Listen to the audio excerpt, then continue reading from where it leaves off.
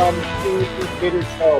Without Gator today, but I'm Kyle Klingman, and we have the real McCoy, two-time NCAA champion for Penn State University. He won titles in 94 and 97. Only lost one match in 3 seasons, his final 3 seasons at Penn State. World silver, two-time Olympian, and he's a member of the top 100. Kerry McCoy, how are you doing? I'm doing great, Kyle. Always a pleasure to catch up with you. And I'm not even mentioning your current stuff. You're executive director of Lehigh Valley and head coach of the Lehigh Valley RTC. Pretty exciting opportunity there. It kind of goes back to a situation where you were an assistant coach at Lehigh for a while. Tell us about this job and how you're liking it so far. It's great. It's great. I was really fortunate to have some really good times here in the Lehigh Valley from 2000, 2005. And, getting back here, it's been awesome. It's almost like I hadn't left. And it's been 15 years or so. The support group is here, is awesome. The fans, the family, obviously Coach Santoro and I have a long relationship. So to be back with him, it's a real cool deal because Pat was he was an assistant coach my freshman year in college at Penn State. So I've known Pat for a really long time. And then Brad Dillon, associate head coach. Brad wrestled for me when I was an assistant here.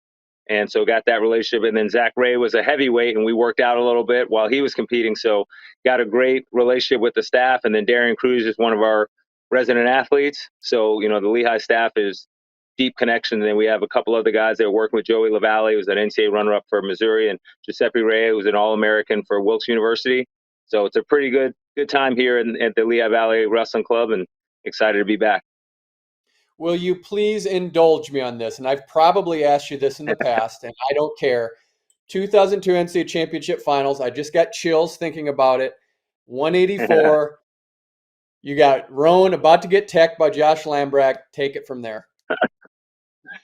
Yeah, so I tell people this story all the time, and believe it or not, I never doubted that he was going to win the match, right? He had beat him early in the year. He had a couple times we had shot a double leg and caught him on his back, and I was like, well, maybe he's going to get a double, catch on his back, get a fall, or just earn his points back. And as the match was going on, I'm like, okay, how's this going to happen? He's going to win. It's just like, okay, how's he going to make up 8 points? How's he going to make up 10 points? How's he going to make up 12 points? And so I had no idea, but he found a way, made it happen. And, everyone that knows me, I'm pretty calm and reserved and conservative when it comes to my reactions. But I couldn't, just with everything that Rob had gone through throughout the year and everything that we had gone to together as athlete and coach, it was just so exciting and jumped up. And I don't even remember getting on the stage. I felt like I levitated and ran out in the middle of the mat, which I think today would be a control of mat violation call and team point. But back then, I guess they weren't so strict. But it was awesome, incredible. And, it's funny because being back here at Lehigh in the Caruso Center, I walk past almost every day a picture of, Rob jumping in my arms. So it's just a constant reminder when I'm here, and good memories all around. And that was in Albany. That was your home state. Yep. And it was, actually, we were talking about it the other day because we had Rob, and then right after Rob, John Trends was wrestling Cale, and Cale was going for his 4th title. And, a lot of the hype and the flair and fanfare for that match was kind of taken away a little bit because of Rob wrestling right before. And then, Trends was actually in the tunnel watching Rob wrestle. And it's like, you're supposed to be getting ready to, try to do the impossible. And, but it was just a great environment, great atmosphere. And, unfortunately, John came a little bit short, but the atmosphere was great. We took home a trophy that year, and it was a pretty cool time. And walk us through that whole scenario, because my recollection is Rob Roan came in with 2 falls, and then he got 4 at the tournament, all with the cement mixer. So was he just saving that for the tournament? He was just in the zone. We talk about sports psychology and, finding the right things and finding the flow and finding the zone and feeling, whatever it is, whatever term they use. And he was just there. I mean, he had his first match. He got a major decision in his first match, and he had 4 straight pins. And he was, from the Lehigh Valley. Everyone knows cement mixer, but he hadn't pinned a lot of people in high school and hadn't pinned very many people in college, and definitely not from cement mixer. So it was just, it got hot that weekend. It was there. He took advantage of it. And, he hit them. I think all 4 were different. There was a rolling one in the finals. There was one, when he kind of had it and sat back and kicked the guy over.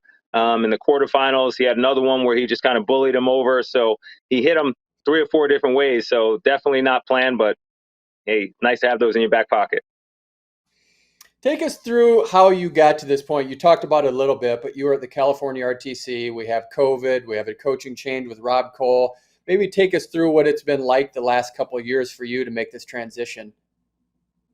Yeah, it was, unforeseen, I guess is the best way to see it. We, last 2020, COVID, everything shut down. I'm talking to Coach Borelli.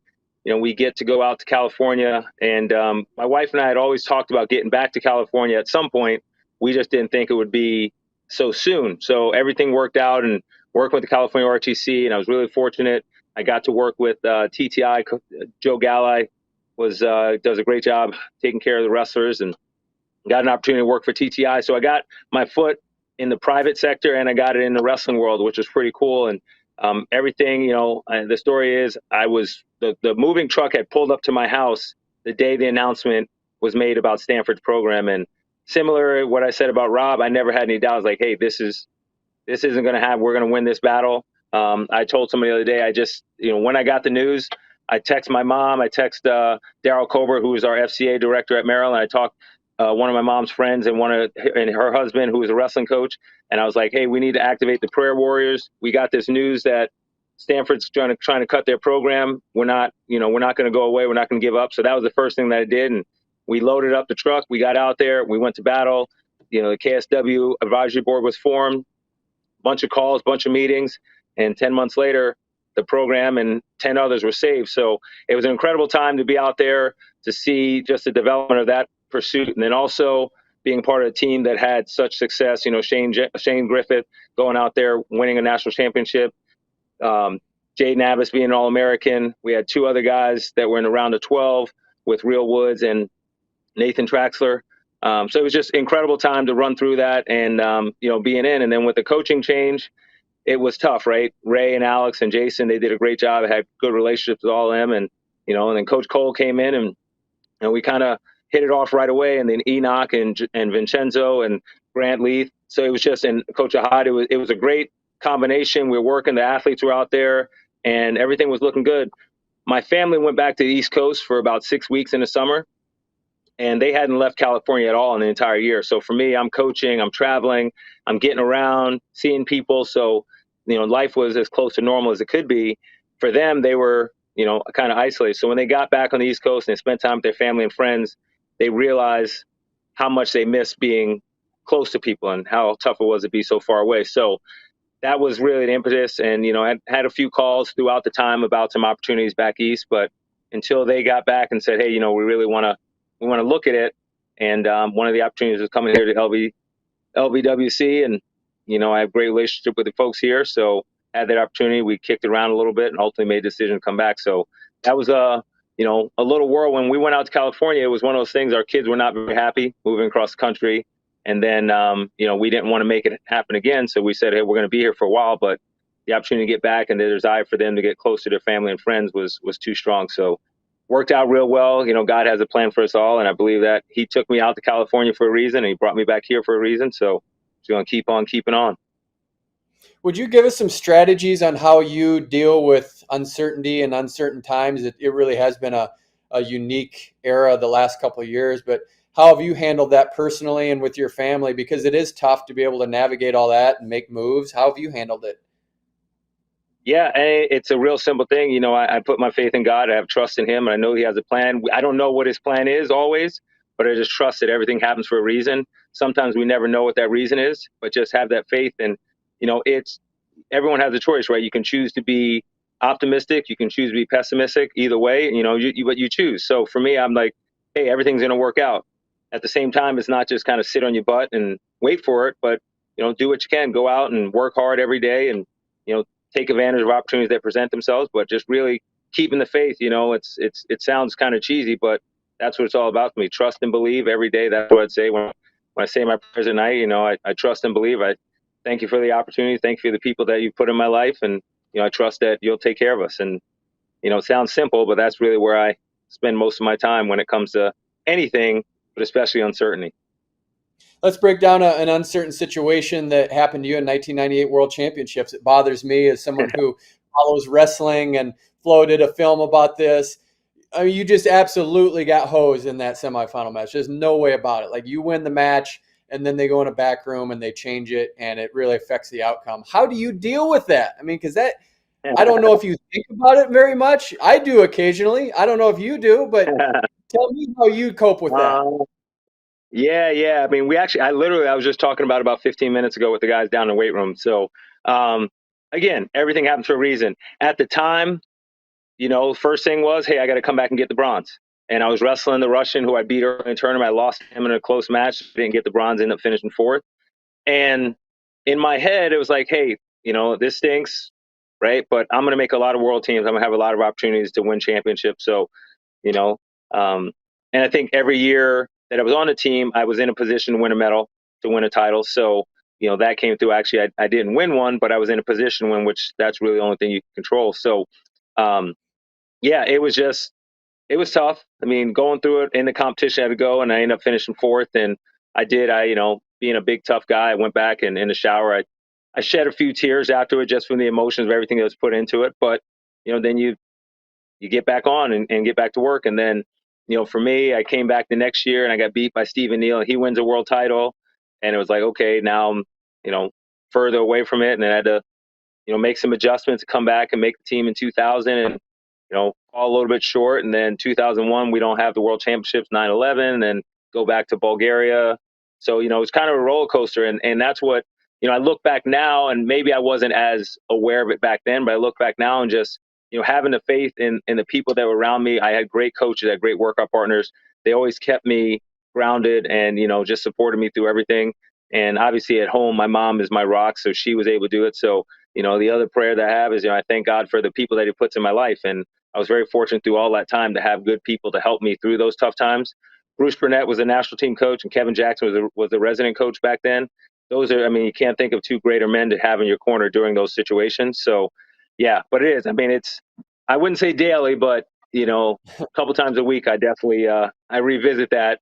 And but I, just like everything else, that experience made me stronger in the end, and helps me to relate with a lot of different situations. And it's a tough situation. Who knows what would have happened if I would have won a world championship in '98? Who knows what the rest of things have been? But um, I know that this is where I am right now, and because of that experience, I'm a little bit better than I would have been, I think. Is there a part of you though that thinks about the current rule set and knowing that you can't do that anymore, and that the winner is going to be decided on the mat no matter what? That's got to enter Yeah. your mind at some point. Oh yeah. Oh yeah. Well, I mean, and it at the risk of being like the old guy reminiscing, right? You talk all the time about the different rule changes, and in my career from '94 was the first time I competed on the senior level to 2004. I think there were three significant rule changes during that time. There was, so when I started, it was 1 5-minute period, and then they went to 2 3-minute periods. Then they threw the body clinch in, and first it was the body clinch, then it was, if you don't score 3 points, you got to go to the body clinch to win the match. So those are some pretty significant rule changes. The bracketing system, you have to win your pool to advance. Um, you know, those type of deals where now if you lose to a guy and then you get pulled back in, the rules that are in place right now, 2 point takedown, push outs. Yeah, it's definitely something you think about, but put our rules now, put the current rules back then. Either way, you still got to go out and wrestle. And it would be fun to wrestle in today's rules. And I think some of today's athletes would have enjoyed wrestling in those rules. So just whatever the rules are, you got to go out and make the most of it and try to get your hand raised. But still, man, I mean, if you want to just make an NBA analogy, it'd be like saying, hey, we're going to make it a 7-foot hoop, and then we're going to go up to a 13-foot hoop. I mean, it's that big of a difference. I mean, seriously, like body clinches and then go to a leg clinch. I mean, they actually physically change the sport. As an athlete, I Oh know yeah. you have to get ready for whatever rules, but how do you deal with that and compartmentalize that they're absolutely changing the sport on the spot? Yeah, yeah. I mean, the biggest thing, and I always prided myself in my conditioning. So when they went from 1 5-minute period to 2 3-minute periods, I felt like it was an adjustment. I felt like I was, a little bit better off with the one period because I can wear guys down to it. 3-minute period, they got a break, and but it was a step in the direction it needed to go. I was telling somebody the other day that at one point they had the rules where if it was 0-0 at the end of the match, both guys got disqualified. So that was an interesting rule where people complain about criteria today and whatnot, but think about that when if you were 0-0, both guys lost. And I think in '95 Wow. at the World Championships, I think there were two people that did it in the semifinals or in the quarterfinals, and they got thrown out. So the guy had a semifinal bye into the finals because of that. So the rules are they are what they are, but yeah, it's tough, but you got to do it. And I think one of the adjustments where you used to only be able to do one gut wrench in a row, you can do multiple gut wrenches. That was a huge game changer. So just gotta flow with it. But yeah, it's definitely when they change a rule mid swing or mid year, that's always tough. But at the end of a cycle, you always got to be ready for it. Yeah, I mean, could you imagine them saying, "All right, Steph Curry, you can only shoot one 3-pointer, and then you got to go to another 2-pointer, and then go back to a 3-pointer." I mean, that's what it would be like. I mean, that's the kind of rule Yep, that's changes. what it was. Yeah, Yeah, yeah, and then yeah. if I remember right, in '03, where you got your silver, I think it was the body clinch at that time. I think you were in that situation at the end of the match, weren't you? I was. It was a 1-1 match, win overtime, and so I mean, obviously you can't really do this, but in today's rules, right? I scored last. It would have been 1-1. I would have won on criteria in the finals, but it was 1-1. We went to the clinch, and he got me. And actually in the Olympics in 2004, same thing. I ended up going. I think it was up 2-1 going into overtime and in the clinch, and I got thrown for three. So both times in two of the more important matches of my career, I end up, getting beat in the clinch, which I was pretty good at it. But on those days, I wasn't as good enough. Let's take all you've learned and implement that into your current coaching philosophy with the RTC. As we mentioned, you're the executive director and the head coach for Lehigh Valley RTC. What do you want to see get done with this RTC, and where do you see it going? Well, one thing we want to make sure that we give our athletes an opportunity to be successful on and off the mats, right? Our focus is competitive success. Want our guys to go and pursue world and Olympic teams, and then also give them opportunities to improve their professional skills. Very similar to what we did out in the California RTC. We want to give our guys an opportunity to be mentored by the area's best business leaders. Give them an opportunity to gain valuable work skills in the in local area, and then we want to make sure they can give back to the community. So we look at competitive success, professional development, and community involvement. And that's really what it's all about. We all know that we have a limited time to do this sport, and when you're done with it, you want to have something that you can fall back on, you can move to. So, a lot of athletes after their careers are over, and they kind of have to start from scratch and really don't know where to go. So we want our athletes to have an opportunity to pursue excellence at the highest level competitively, and also make a big difference in their professional career, personal development, and then make sure they can inspire the next generation of wrestlers to come through. So we really focus on that every day. We have a lot of guys around the area that love wrestling. A lot of people, Lehigh Valley is a hotbed of wrestling, so we want to continue to build off that momentum and just continue to grow the sport and make sure our athletes have the best opportunity to be successful on and off the mats. I think it was Jerry Lehman, the former head coach there, said wrestling is not a sport at Lehigh; it's a religion. What do you think he means by that? It's I was very blessed to spend a good amount of time in two of the most storied programs in the East and state of Pennsylvania with Penn State and Lehigh. And yes, it's a different thing. You just get a different vibe when you're here, and the level of commitment, the love of the sport, knowledge of the fans, about what's going on. It's great to be here, and being down in historic Grace Hall to have matches and have competition, and to be able to train in the Caruso complex. And for those who know, Mike Caruso is a three-time Ncaa champion for Lehigh, very successful after his collegiate career, and really supportive of the program. Funny story with Mike is he wrestled the same guy in the Ncaa finals 3 years in a row. And as the story goes, I think the senior year, the guy had an opportunity to go a different weight class, but he wanted to wrestle Mike because he thought he could get him. And Mike got him again for the third title. So there's a picture of him on the stand where Mike's actually holding the guy's hand because he's just, crying. And that's the type of person that Mike is. And that's the type of fans we have at Lehigh, just really support wrestling, but they know their knowledge. They want to be the best, and they want to support each other and want to support the sport growing. So I'm excited to be here, excited to take advantage of these opportunities, and look forward to great stuff coming ahead. And then the Snake Pit. It's one of the places I haven't been to dual meet. When that atmosphere is rocking, what is that like? I mean, I remember stories back in the day. They start banging on the bleachers, and the place is just so loud. And obviously, like I said, I've been in Rec Hall and had that opportunity, and I've wrestled in Carver Hawkeye. I've been coaching Carver Hawkeye and Gallagher Iba. So those are atmospheres that are incredible, and I'd say a Lehigh match is right on par with all those events because again, the fans are knowledgeable. They want to see great wrestling. They want to see good officiating. They want to see guys not stalling. They want to see people scoring points. So it gets pretty intense, and when it gets loud, we wrestled against Pitt this past weekend or 2 weekends ago, and great match, back and forth battles individually, but you could just see the atmosphere of the crowd definitely played a part in it. And it was great to see the guys pull through with a win. Of course, you're a heavyweight. I got to get your take on Gable Steveson and what he's doing. This guy's incredible, isn't he? Oh yeah, no question, no question. I got a screenshot of that picture of him after he won in the Olympics when he put up the two. And I was like, for a second, I was thinking about making that my profile picture, but I was like, I don't know if I can go there yet with that. But it's definitely awesome to see what he's done, and the humility that he brings to the mat, and the intensity that he brings to the mat, and the things that he's focused on to build his brand, and be an ambassador for the sport in many different levels. It's awesome. It's awesome. We love to see that, and you know. When you see an athlete that has that talent and ability, that takes advantage of it and does it in a way that can inspire others, that's really special. And I think he's going to do great things, whatever he does. I've had a few interactions with him. I haven't really ever been able to sit down and spend some quality time, but it's pretty cool to see a person like that with that talent, that ability, use his position, use his voice, use his platform to do some positive things. And it's good. It's good. And for the sport, it's exciting to see a big guy go out there and score some points and create a lot of action. And, that's what people like to see. And I was very fortunate to always take that stance of when people started getting up, when the heavyweights wrestle, and no, sit down. You got to stay and watch. You got to stay and watch. So now when you got guys like that, people don't get up to get away anymore. They stay to watch the big boys get it done.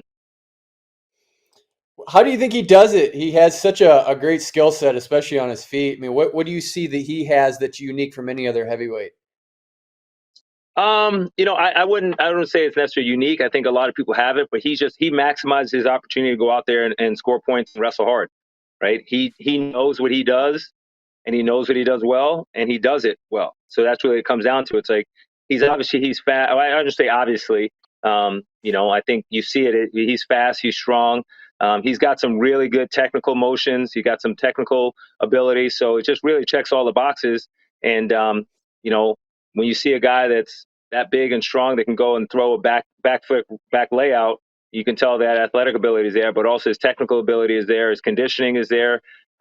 He's strong, so he just goes out and does his thing. And it's kind of the quintessential idea of wrestling, right? Force your will on your opponent, and that's what he does, no matter what situation. And goes out there and puts it on people and has fun doing it too. I think that's probably the biggest thing that really helps him be successful. That he seems like he truly enjoys what he's doing out there, and there's no stress. He's just having fun and rocking and rolling. So I think when you do that, it's a lot easier to be successful at the highest level. I'm sure you saw the picture taken after the 2021 NCAA championships of the 5 African American wrestlers that won titles. What did you think when you saw that? That was it was an incredible moment. The phrase that always comes to mind is representation matters. There's a bunch of young boys and girls that are looking up that see that, and they see them on TV and see them being successful, and they say, hey, I can do it. I can do it at that level. Kenny Monday did it, first Black Olympic champion, so that opened the door for everyone else to go and say, I can do this. So when you see that half the champions in the event represent people of color, it's pretty special. And and I know a lot of people say, well, why do you want to make a big deal about this and that? It's like, it's important to recognize, because for so long that representation wasn't there.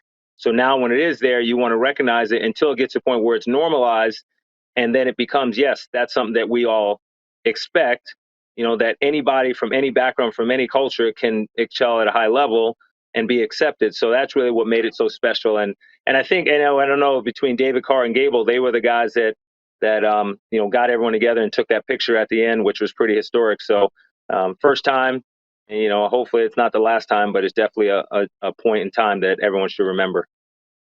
What was your upbringing like with that? Did you have some identifications and some people that you looked up to in the same way? Yeah, so I tell people one of my biggest memories with the sport when I got started was the picture '88. You know, Kenny and John were Olympic champions, and it was the poster where Kenny and John are standing side, you know, on the side of the poster, and there was the American eagle with its claws digging into a white polar bear that had a Russian sickle on its arm. So it was taking the heart out of competition. So obviously seeing Kenny there as an Olympic champion, seeing John as Olympic champion. We also my college coach Mike Picozzi wrestled at Iowa State, and he was teammates with Ncaa. So we had a poster of Ncaa, and Ncaa was after a workout all jacked up. And the saying was, "I don't do steroids, so neither should you." So those are two things that were burned into my head early. You know, seeing Kenny Monday as an Olympic champion, someone that looked like me, and then seeing Ncaa, someone that looked like me that doesn't do drugs. And I think that that was an important thing. And then obviously, the same thing you look in. My other favorite picture was Bruce Baumgarten and Tim Vanny. Anybody can wrestle, you know, being a heavyweight and a lightweight. So those are the type of things that I'd come up with. And you know, it was important to recognize those to see that, yes, I can achieve at a highest level. And what I say ultimately, I had a ton of support around me, as I said earlier, from my coaches, my family, my teammates, and everybody recognized everybody for what they were and what they were bringing to the table. But we definitely knew that, you know, I'm from over here and you're from over there. I look like this and you look like that. We accept those differences and we build together. It wasn't a situation where, you know, we ignored it and tried to act like it didn't exist, because that doesn't really do it justice. You want to recognize the difference between people and celebrate those differences, not just try to pretend like everybody's the same, because we're not. Everybody's not the same. There are differences. The issue becomes when you recognize the differences and then you place judgments on them.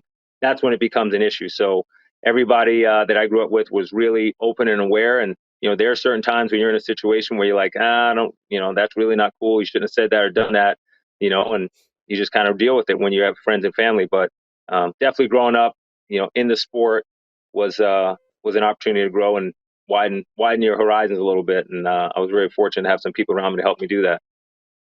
Yeah, Kevin Jackson and Kenny Monday have said that Bobby Douglas had conversations with them about making history and becoming the first, like you said, the first Black Olympic champion, and Kevin Jackson was the second. Did KJ have conversations with you about that?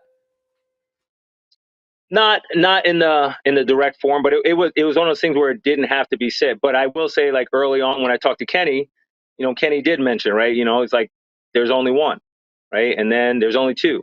You know, you can be the third.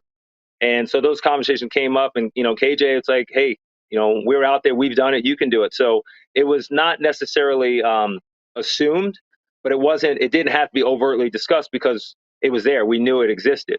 And you know, so the idea was like, hey, when you step foot on the mat, you know that you are representing your culture, and not in a situation of a burden, but you're going out there and recognize, yeah, there aren't too many of us that have achieved at this high level. So you have an opportunity to elevate the culture and make a statement by your performance and inspire the next generation. So yeah, it's definitely one of those things that we you know, didn't have to talk about too much because they'd already been established, but it was something that came up, you know, especially in those clutch moments of training and preparation, that you know that, hey, you got to buckle down because you know, you have an opportunity to do something that not many people have done before. Leroy Gardner, who is an African American coach at Ozarks, has shared a story about being at the OTC, and I think there were three African Americans in the room, and you actually came up and put your arm around him and said, "Hey, whatever you need." Somehow you identified that and were able to pick that out. When did you kind of learn that that was maybe something important, and you knew that that was going to be important to him moving forward?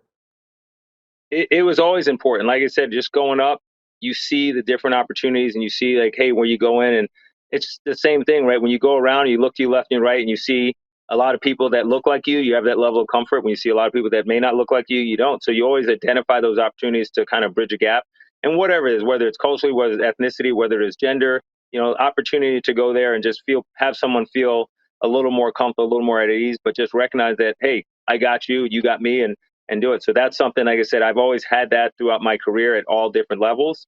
And I thought it was important at the time to make sure that I can, you know, give that to someone else. And, you know, I've had a ton of people pour into me.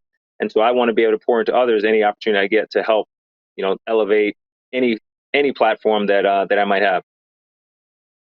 What do you think about where we are with international wrestling just as a whole? As we went back to some earlier conversation pieces, it's gotten cleaned up. 2013, we were almost kicked out of the Olympic Games. Do you like where we are with international wrestling, Kerry? I do. I do. I think, you know, I would say for me, I like the 5 minute period, but where our rules are right now, the scoring, the opportunity, and freestyle especially, it's definitely better than it was in the last few years. And I wouldn't go as far as say it's the best of all time, but it's pretty close. Wrestling wise, the talent level across the world is unbelievable, especially what we're able to do with our men's freestyle program, our women's freestyle program, our Greco program is improving. But just when you look at the World Championship and Olympics, you see these talented athletes that are coming, and everyone says they come out of nowhere, but they're not coming out of nowhere. They're doing the same thing we're doing. We're grinding out, putting the work in. One year somebody wins a title from one country, and the next year they get beat, and that person wins a title. And we're getting to that point in our country where if the number twos are right there and they're chipping on the ankles of the number ones, they're able to go out and perform at a high level.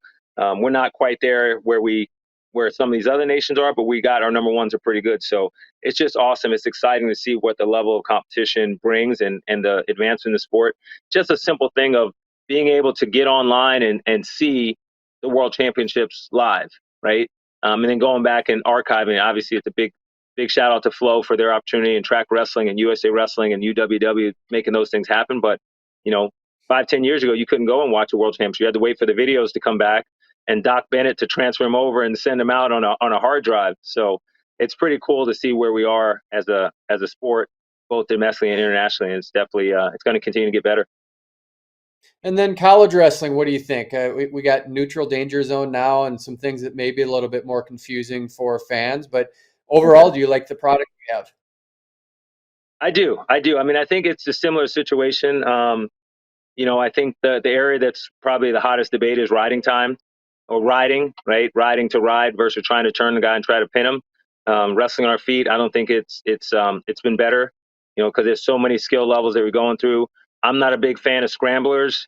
I hate to see it. I cringe every time those knees and shoulders get cranked out, but people find a way to not give up a score. And, so it's exciting. So I think we are in a good place. And again, the level of wrestling where you can get an unranked guy to knock off a highly ranked guy or, vice versa, it's pretty exciting. And I think to just, again, the exposure that our athletes have had coming up through the ranks have made it, and a better opportunity to follow. You follow this guy as a superstar in high school. You follow this young lady that's been doing real well, and then you see him at each level. So it's pretty cool to see that. And I think that this is going to be a pretty exciting year, especially coming off of the shortened season last year and going and see what he can do. And there's a lot of hype, a lot of storylines developing. So it's going to be fun to see what happens.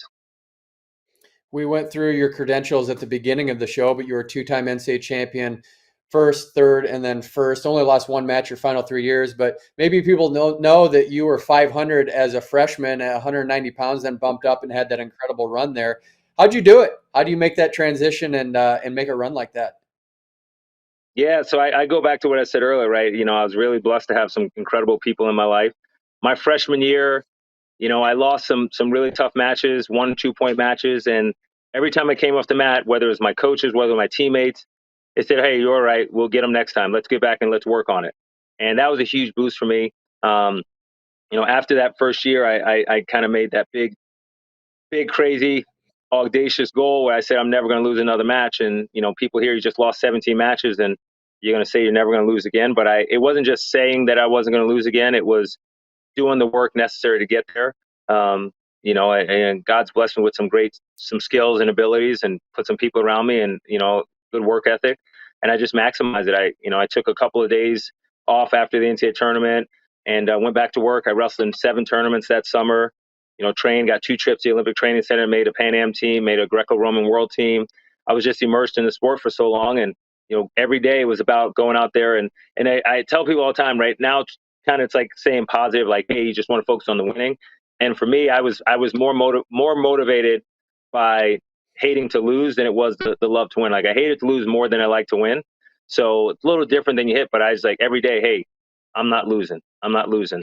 So I just want to make sure I put myself in a position to go out and win every match, and do whatever I could to be in that position. So next year, go through and 47-0 and won a national championship. And right after that, went to the U.S. Open and started wrestling on the freestyle circuit. Trained all summer. Came back the next year, all the way through 88 straight matches and a bump in the road at the semifinals, and then came back and 40 something matches later and finished my career, and then just on to the next world championships, Olympics, and then to coaching. So yeah, it's a pretty cool deal. When I look back on it, it's pretty awesome because, it wasn't a thing that I really thought about. It's just what I did. I love what I was doing, but I had a lot of people around me supporting me, make it easier to achieve those goals because there was no doubt. There was no one that was sitting around, at least to my face, saying that he can't do it or you shouldn't do it, or, it was just like, hey, yeah, let's go, do what you need to do, and I'll be there to help you. And then I'm sure you saw you're in the top 100. Your thoughts on being part of that list? Oh man, it was pretty crazy. It's like you think about it, and I was like, this is pretty cool. They're doing this, and then someone told me where I was. I think it was 80, and I was like, that's pretty awesome. You think about, right, that the number of wrestlers that have gone through this sport, the number of athletes that have put their lives through everything need to be successful, and just sounds cheesy, right? But just an honor to be nominated, to be thought of, and actually to land on a list. So pretty cool. And yeah, just to be recognized is pretty awesome, and excited to see how the list continues to go. But yeah, top 100 is pretty cool. A lot of people have done this, and to be in that range is it's pretty humbling. Do you ever think about that when you're competing, being on a list or end goals and halls of fame like that? Not functionally. I mean, really, it's just I just want to go out and perform to the best of my ability. I always believe that I worked harder and worked smarter than everyone else. Whether it's true or not, I don't know, but I believe that. So if I go out and perform at the level I'm supposed to, I'm going to have a level of success. So that's where I just focus on going out there, move my feet, move my hands, score points, counter, and see what happens. But anytime you get a recognition or acknowledgement, it is pretty cool. And you don't do it for that recognition or acknowledgement, but you you take advantage of it. And it's pretty cool, the things I've been experiencing, the groups and organizations that recognize me for doing a thing that I love, which is it's pretty cool when you can do that. What do you think about what Penn State's doing right now? Penn State, as an alumni, it's pretty cool. For the last few years when I was coaching, it was not too cool because you had to go into Happy Valley or have them come in and try to figure out a way to make it respectable and try to win some matches. But they've got things rolling right now, and it's exciting. They look like they're having fun. They're really committed to success at the highest level, and it's pretty cool. I think it's great for the sport of wrestling. They set a standard that a lot of people have to aspire to get to, and like I said, as an alum, it's pretty cool to be a part of that. And when you think back to when we were going through it and the times we were so close, and I was telling someone just last week, freshman year we lost by 2.5 points, and controversial call at a 150-pound final match.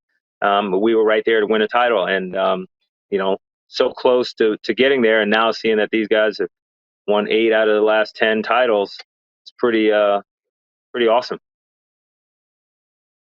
Kerry, we appreciate having you on the show. We got one final segment. It's called Sweat It Out. 5 questions. I'm going to hope to make you sweat. Are you ready to play? Let's go. All right, let's do it. Number 1, which era is tougher for American heavyweights? The one you were in or the one we're currently in? Ooh, I mean, we had some pretty good guys going through there. Myself, I mean, well, it depends on where you go because I was on the tail end of Bruce. So if you want to include Bruce in it, no question. If you want to go past Bruce, myself, Tolly Thompson, Stephen Neal, Steve Mocco was in there, Tommy Rollins, Pat Cummins. I think that was a pretty good group. Obviously Gable being an Olympic champ, he puts this group at a high level. Nick's got a couple of medals. Chevelle. And maybe Travell might cross over with my a little bit, but Travell's got a few medals, so yeah. But I have to go with the old guys. All right. Number 2, at the 1997 NCAA Championships, there was one wrestler in your bracket that had already made an Olympic team. What was his name? Jason Gleesman, 100%. Yep. Yeah, we had seven returning All-Americans, 2 returning champs, and an Olympian in that weight class. So pretty impressive group of guys. And then let's just make sure we fill in the gaps here. The top 3 all ended up with world medalists eventually, so that's pretty good. Pretty good group, yes, sir. Number 3, what actor plays the role of Commodus in the film Gladiator? Commodus. Oh, that's the Emperor, right? Joaquin Phoenix. Yep, you got it, man. You're Oh, there rolling we here. go. You're rolling here. All right, number 4. What wrestler at Penn State placed 4th, 3rd, 2nd, and 1st in that order at the NCAA championships? Unshiro Abe. Easy. Man, I mean, I didn't know. Yeah, I just didn't know if you would know that. So that's what I figured. Yep. But Yep. and then I'm not going to ask you about the cello, of course, because everyone asks you about you used to play. Yeah. Yeah. But my 5th question is, who is considered the most famous cellist in the world? Yo-Yo Ma. You're nailing it. You're How'd I 5 for do? 5, dude. Am I sweating enough? You're 5 for 5. You didn't even sweat, man. You were in the cold plunge. You were in There the you cold go. There plunge. you go. Hey, we appreciate you. You have the final word here before we'll let you go. Anything you want to say? Kyle, it's always a pleasure to spend some time with you, whether it's in person, whether it's digitally or virtually.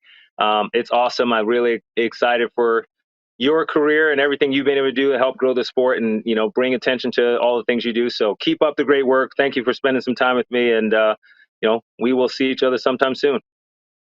I appreciate the kind words. That is the real McCoy, Kerry McCoy. For Kerry McCoy, I'm Kyle Klingman. You have been watching The Bader Show.